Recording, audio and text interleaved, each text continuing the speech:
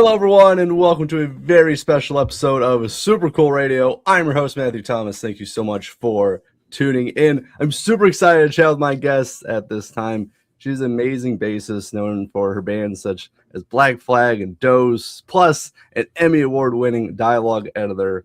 Coming up on July 10th, she released her second solo album entitled Enigma. Please welcome Kira Roessler. Hello, Matthew. Nice to see you. Nice to see everyone. Super cool. That's right. Hey, that's what we go for here. Right. But it's incredible to have you on the podcast. And thank you so much for your time. I'm happy to be here. So I do want to dive in. As I said, new album Enigma will be released July 10th. So I've had the opportunity to early listen to it. So, but before we get into my, my take on it, but I want to know, like, what can people expect from this album?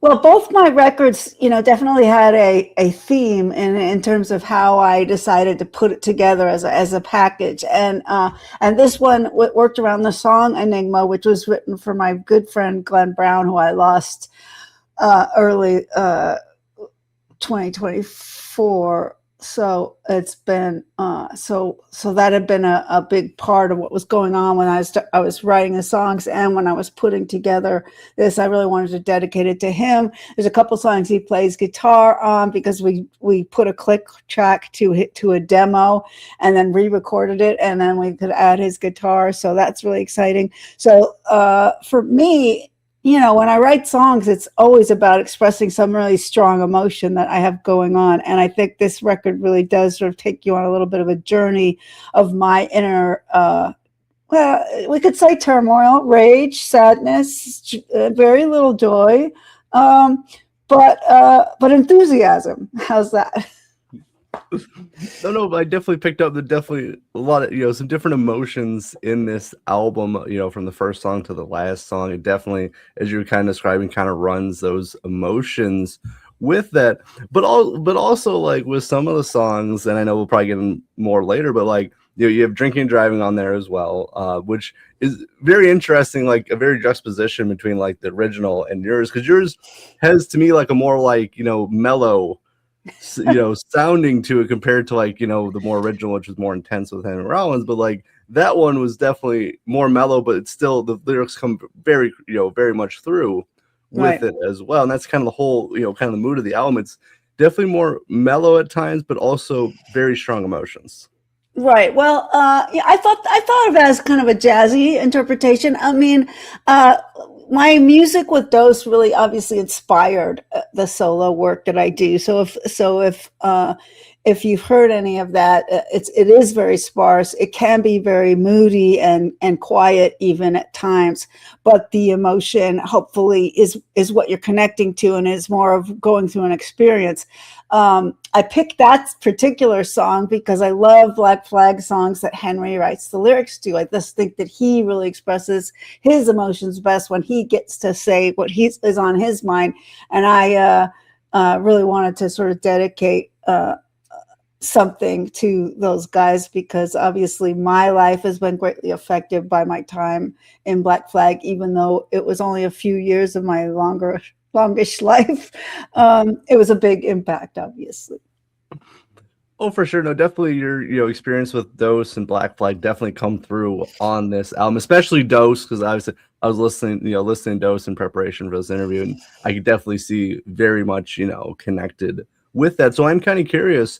So with, being a Black Flag, being a Dose, with Dose as well, do you approach your solo material differently compared to those bands and projects? Well, sure. I mean, when you write something that is going to be in a band like Black Flag, or a band like Twisted Roots, or a band like Dose, like whatever band you're in, you definitely consider the people who are the recipients of your idea, right? So you're handing off this idea to collaborate with, and you do consider the audience, if you will, the collaborators.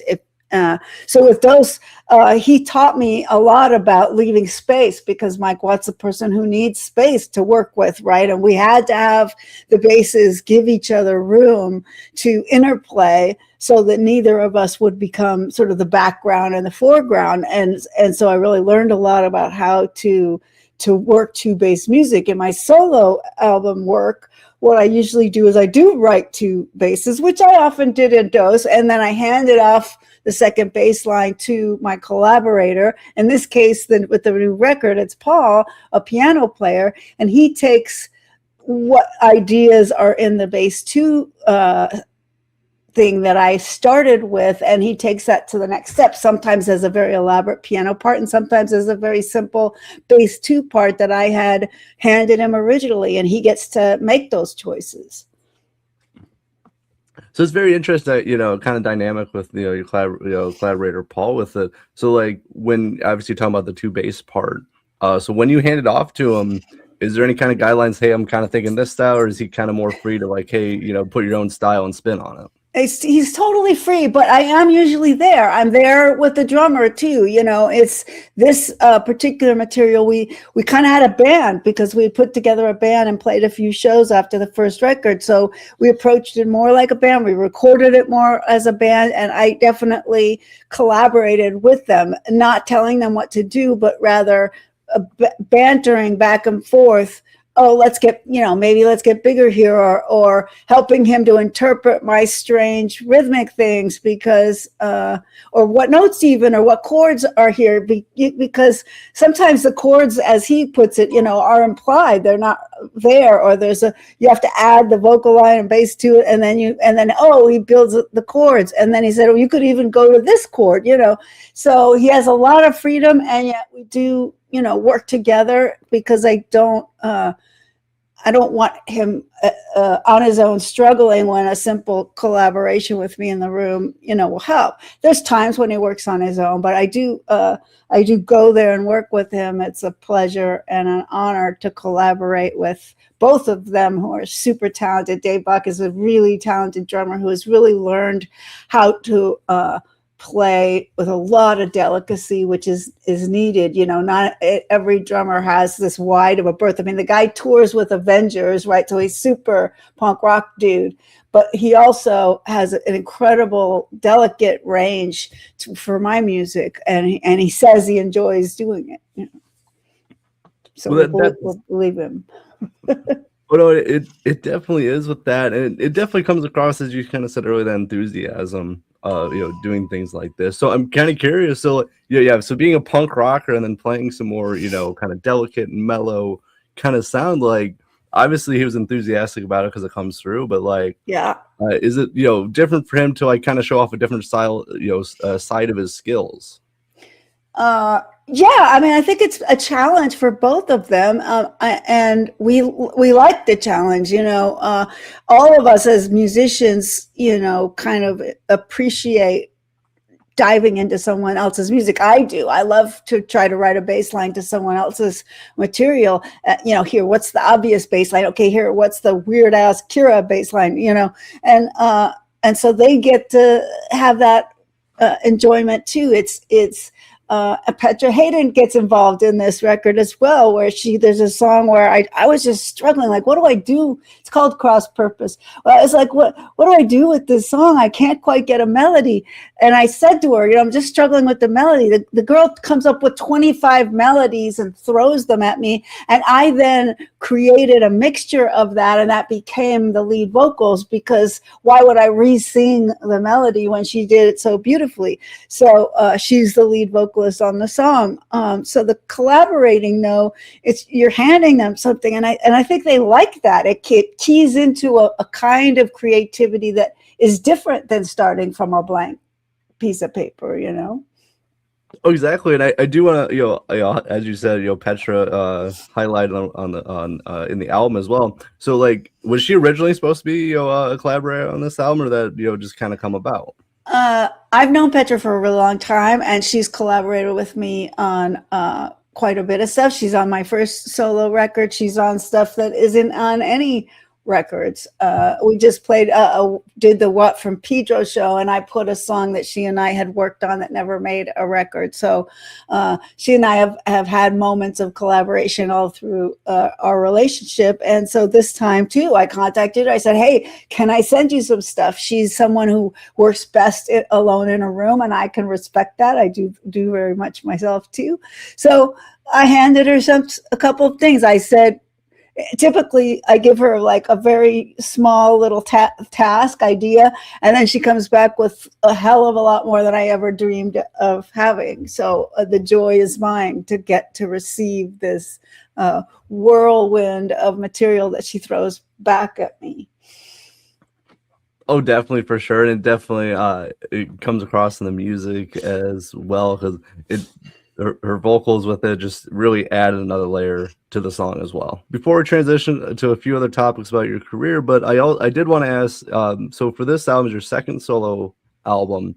So was it a different, kind of a writing and recording experience compared to your previous album, or was it more similar for both albums? It was completely different in terms of recording. I mean, the first record we did very much like a virtual band. We were never in the same room. We were sending files back and forth, and it was something I had been doing for years, so I was very comfortable with it, and they were used to it as well. But then we put this band together, and so for the second record, it's completely different. The drummer and I were in the same room for every song. We recorded it live, like basic tracks, like we would on any record. And on 7 of the songs, Paul was also in the room playing with us, and we recorded basic tracks with the 3 of us playing, and then I overdubbed the vocals. So it was very much more like a traditional band recording, and I think it has that feel. And you put a scratch vocal and a click track together, and then you just you play it in a live way, and you react off each other. And I think that is you do feel it. I think the songs hang together a little bit more consistently. There's a consistent sound from beginning to end that you get, whereas the other one was more herky-jerky through different song motifs. This one does have a through line of that band feeling, even while it explores all these different emotions and rhythms and everything. So very different process. Also, most of the songs are more recent, whereas some of the other record had a lot of older songs. It does have 2 that I had older demos with, where Glenn is playing guitar, and that's Kill Him and Peas. Oh, very nice. And as I said, album available July 10th. I've had the opportunity to listen to it. I thoroughly enjoy it because it's definitely a journey from beginning to end. It definitely takes you on a journey, and just it's very obviously very different from what I listen to, but I say it in like the best way possible, because it really like hooked me. Like I wanted to continue listening from like the first song to the last song. Well, I consider it very punk rock. I'm just going to say, like, I don't have a rule for what punk rock should be. I just know that if someone does something that's anti everything, it's pretty punk rock, and my style that we've developed here, with these 2 guys, it's very unlike other bands. And for that reason, I think it's very unconventionality was what punk rock was about. In the early LA days, all the bands sounded very different. There wasn't a cohesive set of rules that everybody had to follow, right? So I don't buy into fast and loud is punk rock. Now, you can love that kind of music. You can love fast and loud music, and I respect that. And if you don't like this record because it isn't fast enough or loud enough or intense enough, I get it. I think that the intensity here is in the silences, which may be really uncomfortable for some people.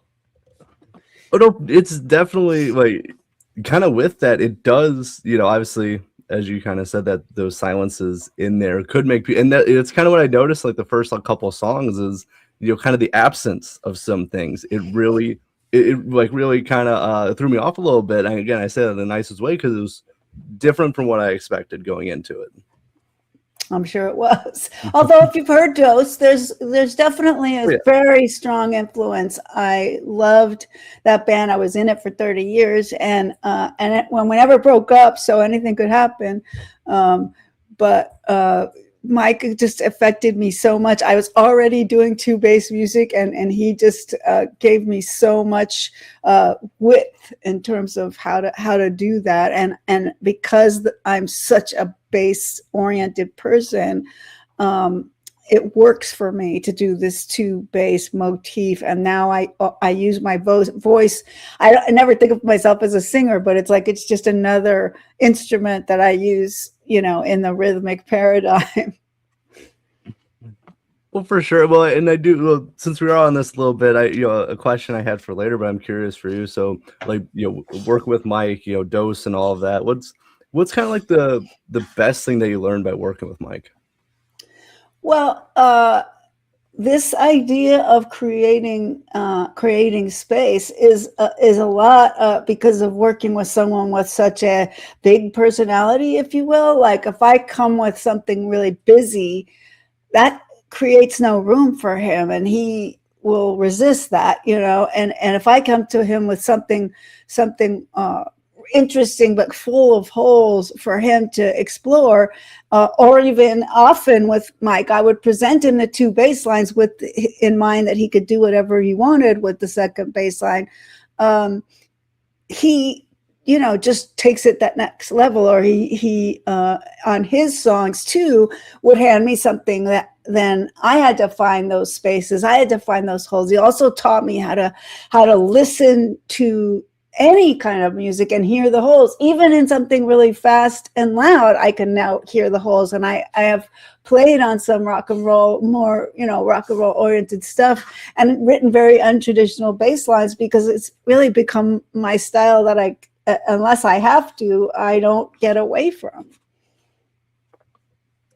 Oh no, definitely. And I think your kind of style, as you said, unconventional, but like you like fit the songs very well with everything that you like, your bass and everything, that it fits the song nicely because you actually there's thought and everything behind it that you actually make it work for the song.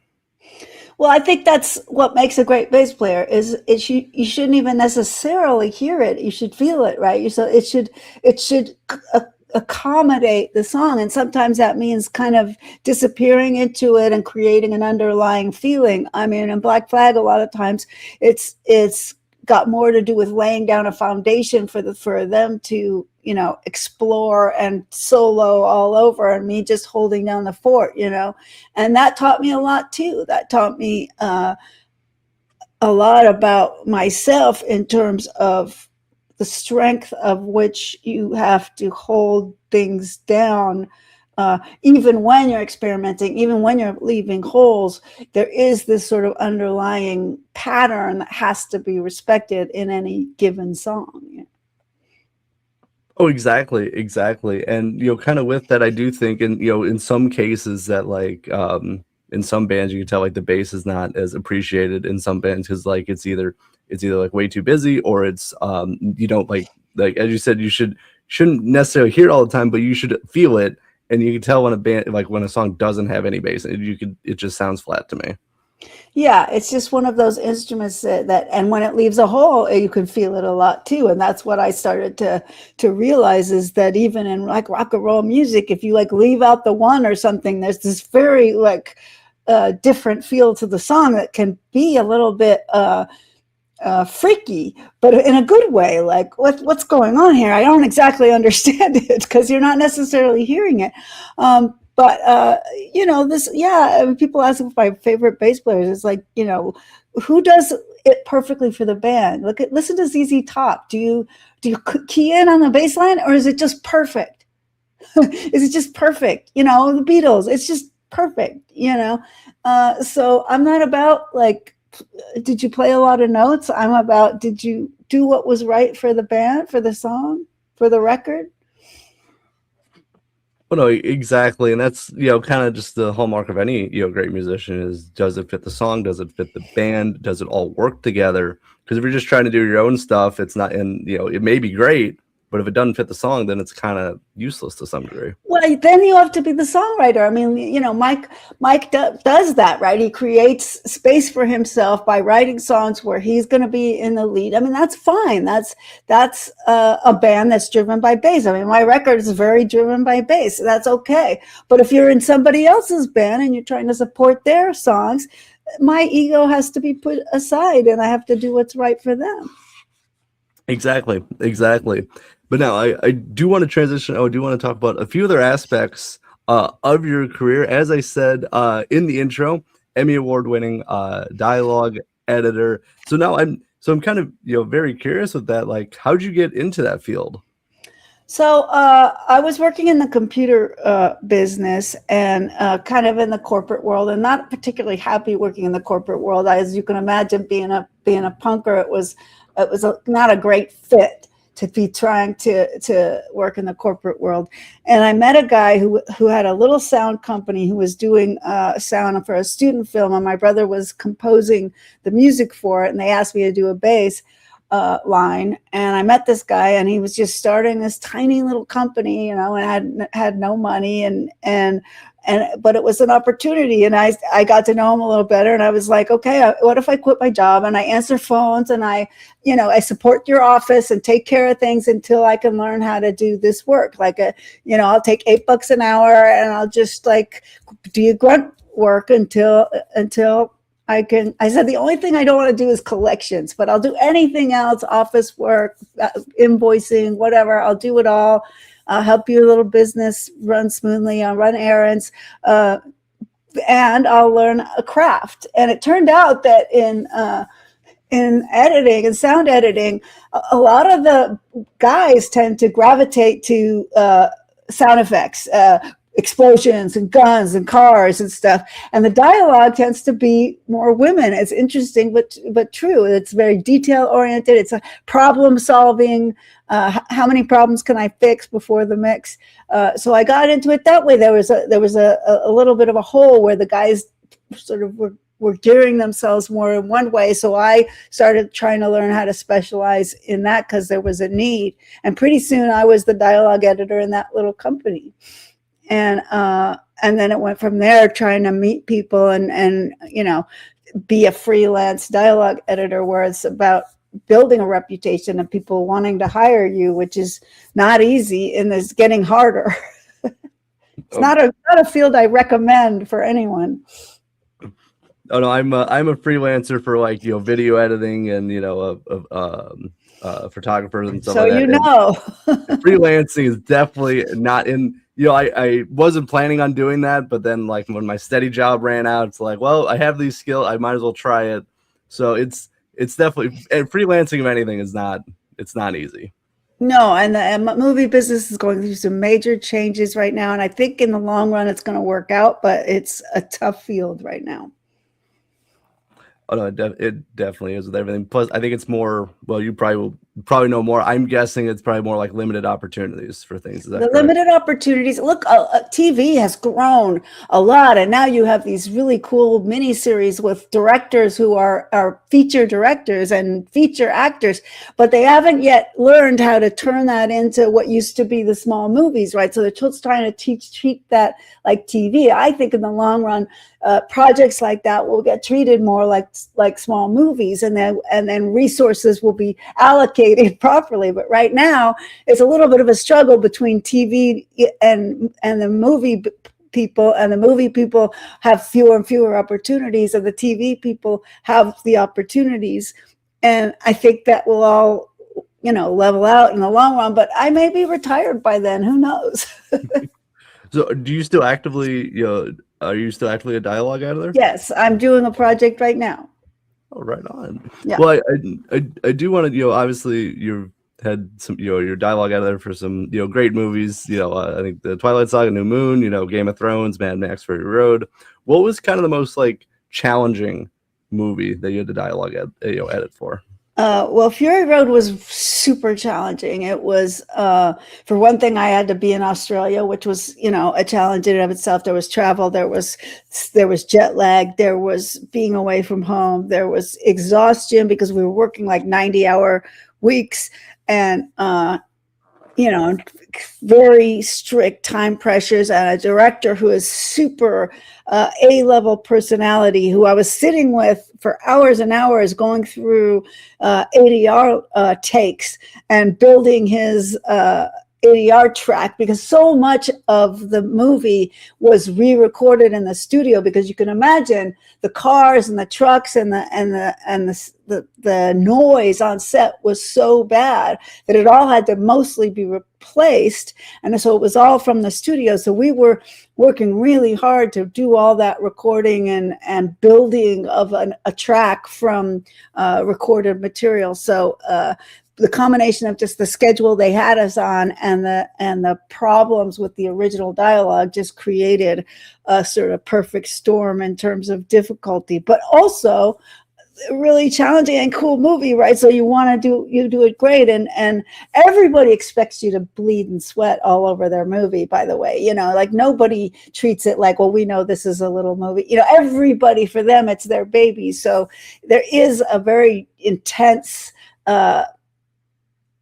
focus on every project, but I've learned I can do great work on any kind of movie, so I don't worry about do I like the movie, is it going to be big? Like, none of that stuff matters. What matters is just how many problems can I fix, and what can I do to make the client happy, and is the client happy at the end of the time? Then I did my job. Wait, exactly with that, but also, very true. I've worked in some aspects of live entertainment. It's always they expect you to sweat and bleed with everything. That's kind of how it is, which I get. If it was my movie, I want everybody working the hardest they can. That's right, and they work on it for years, right? So it's a big chunk of their life, and I get that. I work on it for a few months, but they still expect that level of intensity, and like you said, I would too. Exactly. So I'm kind of curious. So we talked about the most challenging one. Well, but do you have like a favorite one that like you just had a great time working on, or is personally rewarding, or anything like that? Well, I thought Joker was a great movie, and it was. I love the director on that movie. He's a real character, and it was a great experience to get from sort of not knowing him to making him happy on that movie. And we did get nominated for an Oscar and didn't win on that, but there was a lot of camaraderie on that movie, and Star is Born and Joker 2, which I thought was a great movie, and I was kind of shocked that everybody hated it, but whatever. Taste is not something that can be explained. So I really thought those were great projects, and I had an opportunity to really build a relationship, which if you're going to bleed and sweat all over it, you might as well actually connect.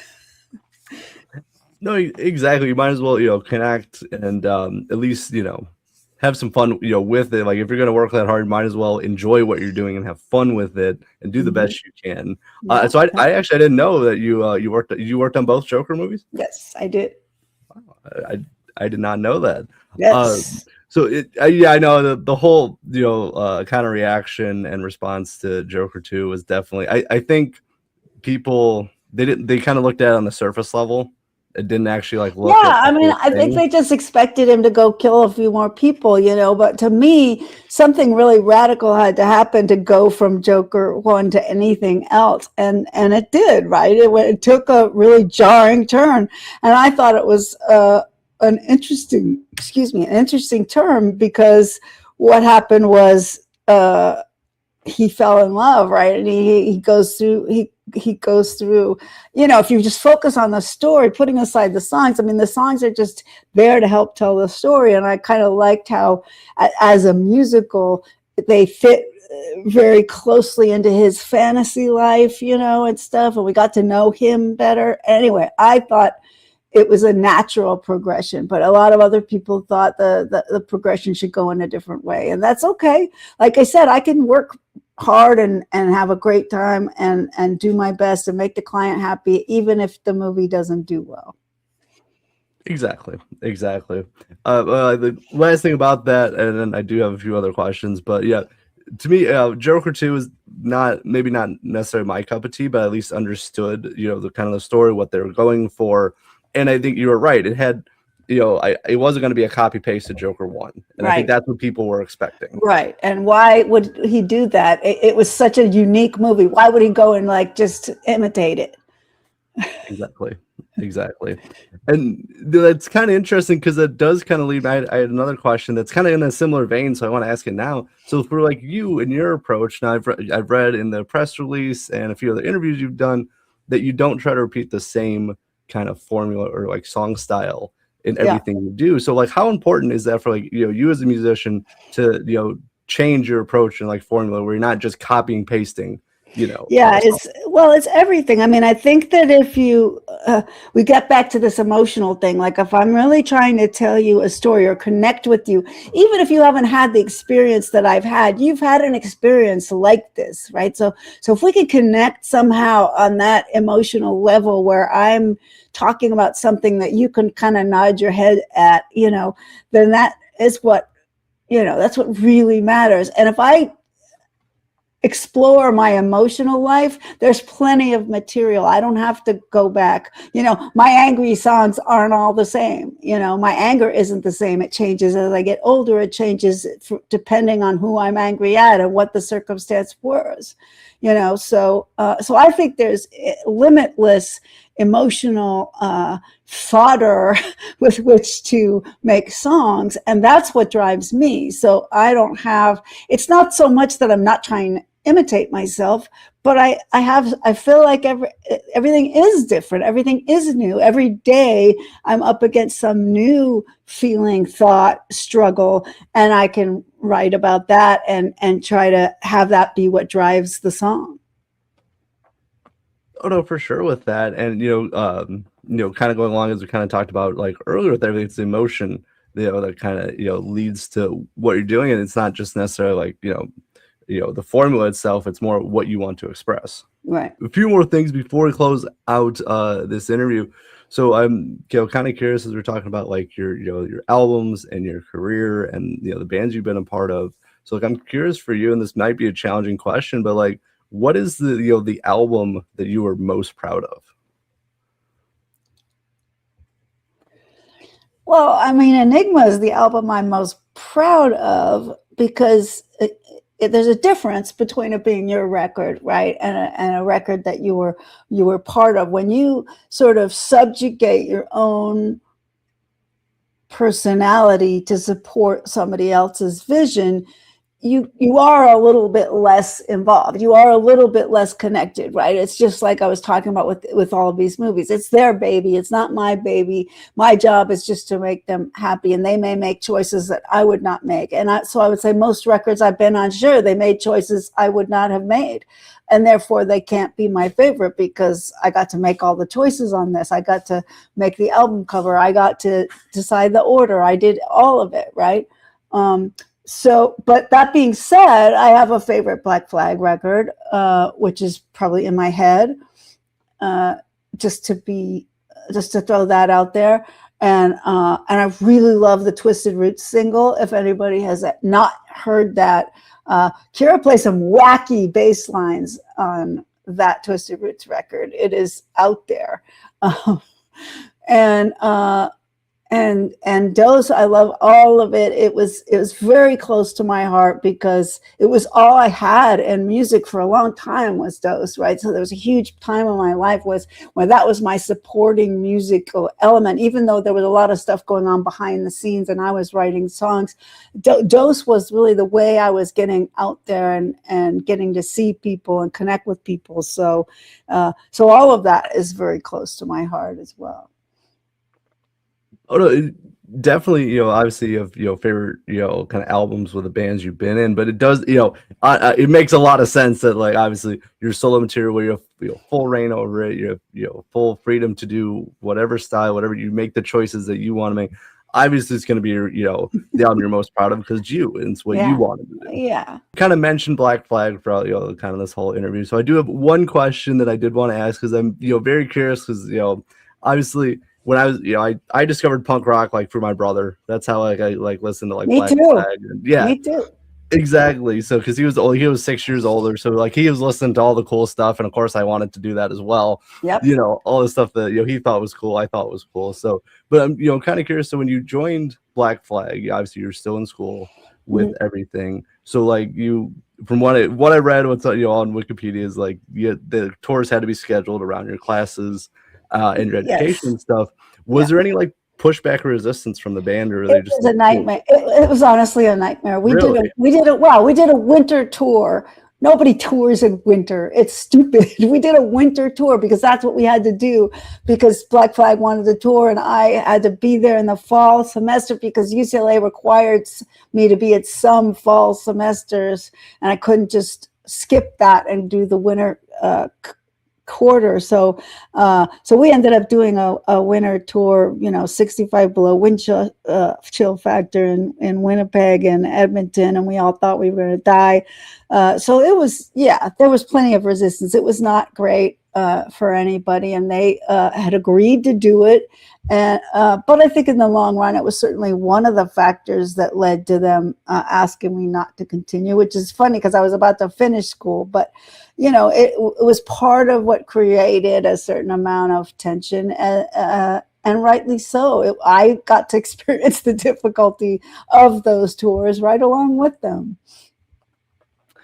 Yeah, I was very curious about like the kind of the band's reaction to that. But yeah, like touring in, I'm born and raised in the Midwest, so like we get like 40-degree wind chill here in Indiana. So the California van with everything frozen, my coffee literally freezing while I'm driving. It was not good.